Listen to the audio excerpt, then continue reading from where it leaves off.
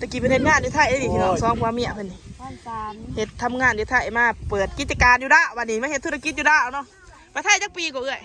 3 ปี3 ปีนะพี่น้องได้ถึงนี่ใช่เบิ่งนี่ได้รถคันหนึ่งไปทำงานอยู่ไทยนี่พี่น้องโอ้ my god วันนี้มาเห็นสบายดีสวัสดีจ้าพ่อแม่พี่น้องวันนี้น้องตายต้องมาจากไห้เนาะมาเห็นตลาดแดงที่บ้านน้ำแพงเนาะพี่น้องเดี๋ยวสิพาไปเบิ่งบรรยากาศเนาะอันนี้สิเป็นบรรยากาศตลาดเนาะพี่น้องตลาดแดงเนาะมาเบิ่งว่าเพิ่นมีหยังขายเนี่ยมันจะเป็นตลาดแดงนี่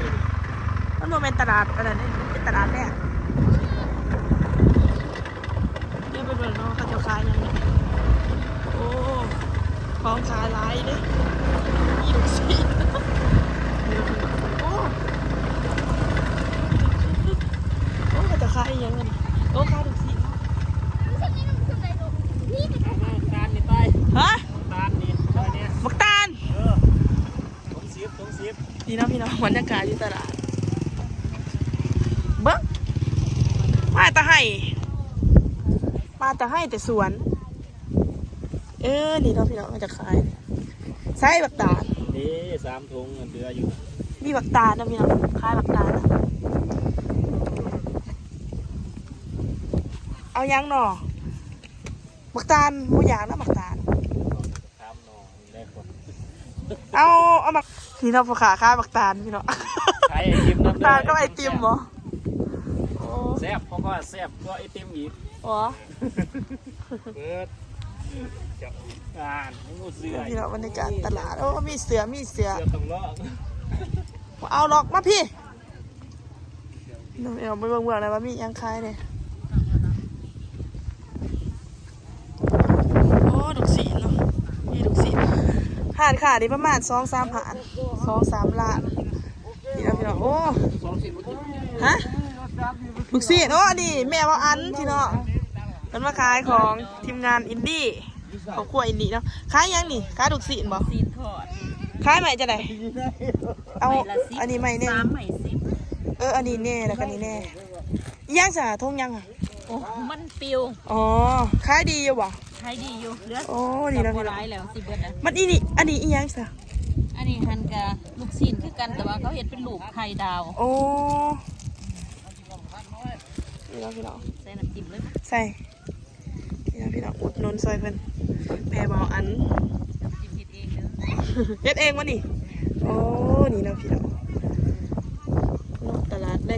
ดงอันนี้พ่อค้าขายน้ำดัดอันนี้มาขาย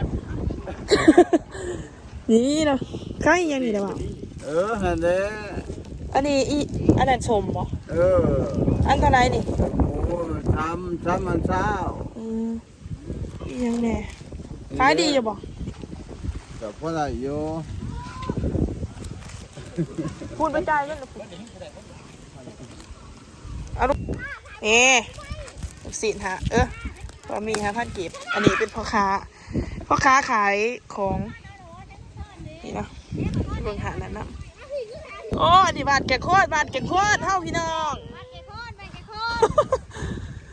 โอ้สภาพบ่เห็นขายอยู่ทางนั้นอีหยังสั่นนี่ฮัลโหล60นี่พี่น้องมาเฮ้ยเอาเครื่องโลกอะไรอันนี้ทอดอีหยังทอดไก่จ้าทอดไก่ป๊อปจ้าไก่ป๊อปอันเท่าไหร่นี่5,000 กีบน้องมีแต่แป้งมาจากไก่ทั้งในด่าไก่กับแป้งนี่นะพี่น้องแม่ค้าขายเอ้าอุดหนุนบัตรสุหานแล้วนะมานี่นะพี่น้องโอ้ปัญหาหลายอย่างมาแล้วตลาดแดงใส่เลยอันนี้อันหาบ่หาคือกันด่าพ่อเลยนะบดกันได้มีนางไก่เป็นซีดทั้งในตัวนี้ซีดบ่น้องซ้ำใหม่เศร้าเอาอันเดียวแหละมันโมมีเงินแพงทุกแพงยะอันนี้มาจะให้มาจะให้แม่มาจะให้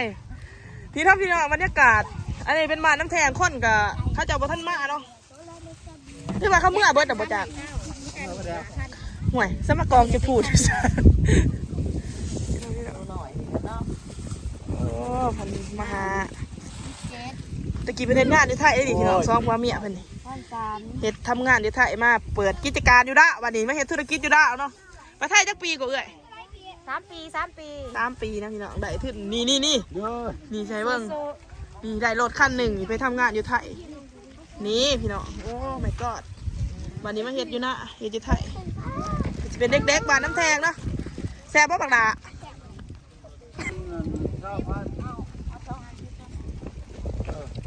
รถได้ โอ้ยพอเดิมก่อนป้าชื่อซอยนี่ ว่าได้ขึ้นไปขายยังไงบ่ มือนอยู่แต่ปล่อยมันมีแต่ข้าวเบียกเลย ในการบ้านน้ำแทง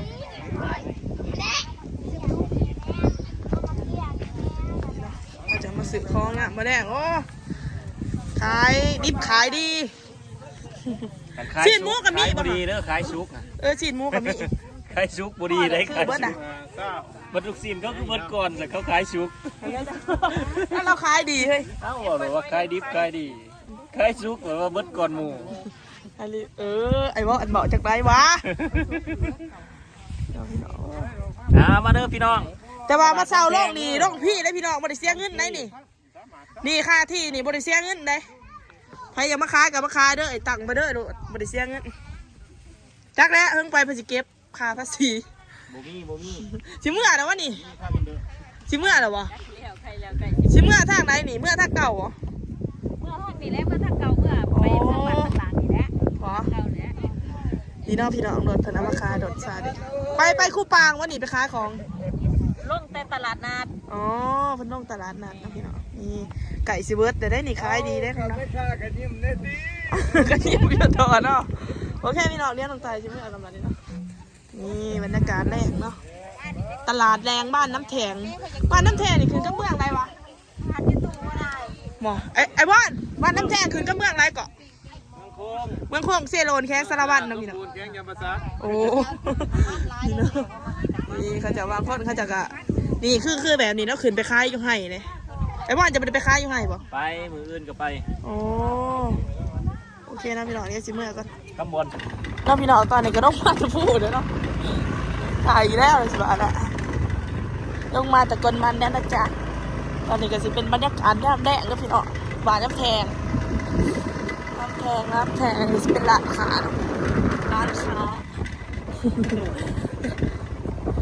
อันนี้ก็สิเป็นอันเหล้าเขาเ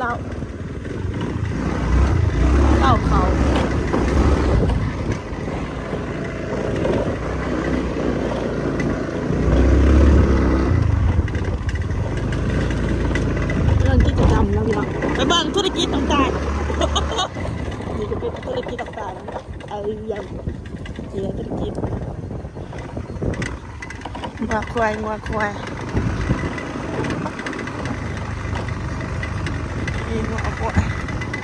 แล้วอยากเปิดได้จังเลยเพื่อนพี่น้องพากันไปคลิปหนาเด้อสำหรับคลิปนี้ก็สิจบแล้วสวัสดีฝากกดไลค์กดแชร์กดติดตามเพื่อเป็นกำลังใจน้องตายเด้อบ๊ายบาย